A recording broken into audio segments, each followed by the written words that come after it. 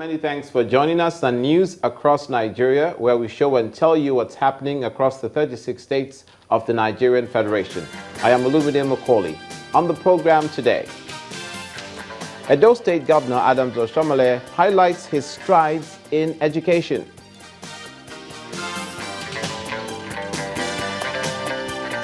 Taraba police foil an assassination attempt.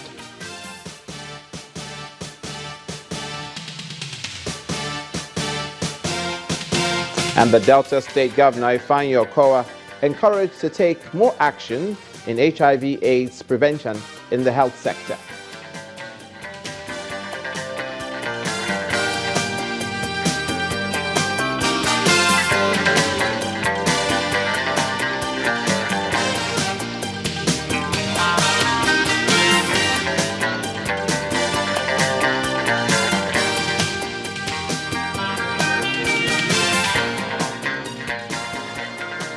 We begin in the south part of the country, and it's the 7th anniversary of Governor Adams Oshiomhole of Edo State, and he used the occasion to organize a town hall meeting attended by civil society groups, traditional rulers, and government officers and other citizens of the state.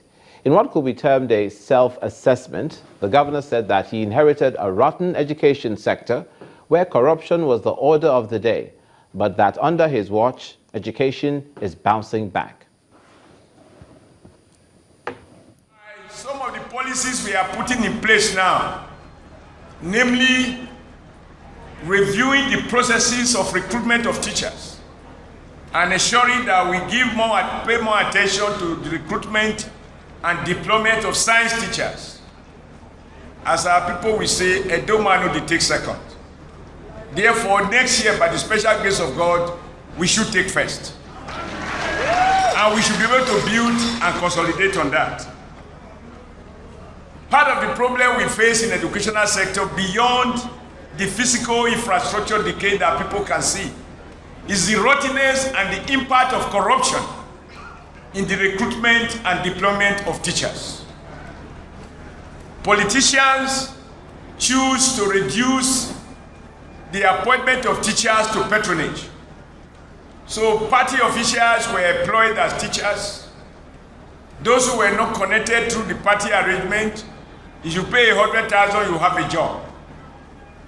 The result is that we had a teacher, which some of you had seen on television, who could not read her own affidavit, who didn't know the difference between a judicial division or I solemnly declare, and he was talking of one Solomon. But we have tried to understand how in the first instance such a person became a teacher in Edo State. And we had several like that. We realized that this was the result of corruption in suburb and corruption in post-primary education board. All of them were PDP. Even the AMPP that managed to make initial inroad, they were ruthlessly rigged out by 2003. And PDP had full control of the politics of this state. Today, those who boasted they will govern Nigeria for 60 years,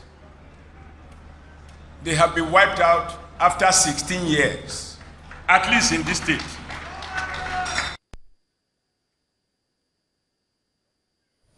Number one citizen of Edo State, Adams Oshiomhole, speaking on his 7th year as governor of the state and highlighting his achievements in the education sector. Now to the north-central region of the country, the Federal Capital Territory. The Supreme Court has sustained proceedings in the trial of the Senate President, Dr. Bukola Saraki, at the Code of Conduct Tribunal on allegations of false asset declaration. The trial initiated by the federal government against Senator Saraki was put on hold pending the hearing and determination of his appeal challenging the legality of his trial at the Code of Conduct Tribunal before the Supreme Court. At the hearing of Dr. Saraki's application for stay of proceedings, counsel to the federal government, Mr. Rotimi Jacobs, who'd earlier objected to the application for stay, made a dramatic U-turn, telling the court that he will sign an undertaking not to proceed with anything which relates to the case at the Code of Conduct Tribunal, once the Supreme Court can grant accelerated hearing in the pending substantive appeal. Mr. Jacobs told the panel of 5 justices that nothing on the side of the prosecution will be done to prejudice the apex court.